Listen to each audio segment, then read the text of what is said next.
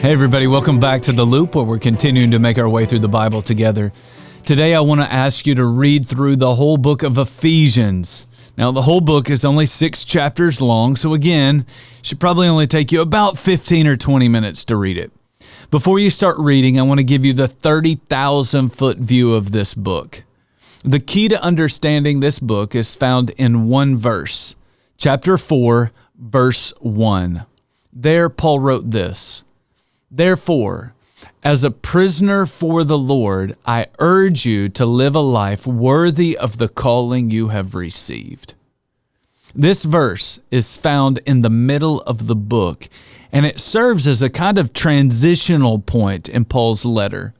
In the first 3 chapters, Paul is talking about what Jesus has done for us.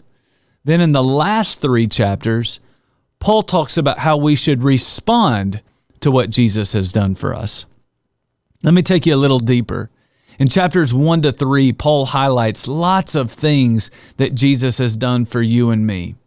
As you read these chapters, you should be blown away at the fact that Jesus chose us, He has blessed us, He made us alive again, He healed our relationship with God. He's made it possible to heal our relationship with others, all because He loves us.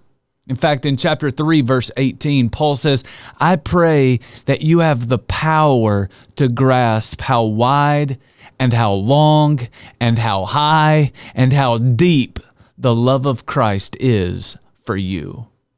He has done a lot for us.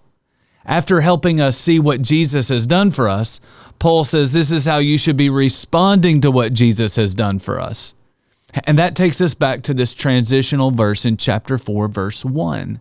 In that verse, Paul urges us to live a life worthy of the calling that we have received. It's such an honor to be called into a relationship with Jesus, and Paul knows it.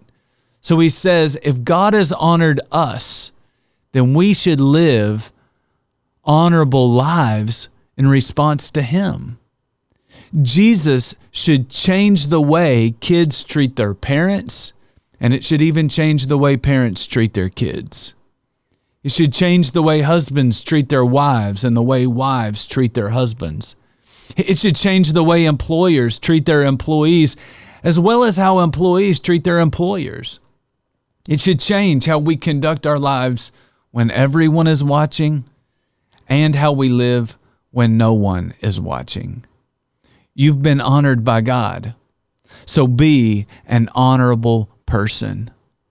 Paul knows this is not going to be easy, and so in chapter 6, he talks about the need to put on the full armor of God. He says you need to suit up. You need to prepare yourself for the battles that are in front of you. So as you read the book, first and foremost, appreciate all that Jesus has done for you.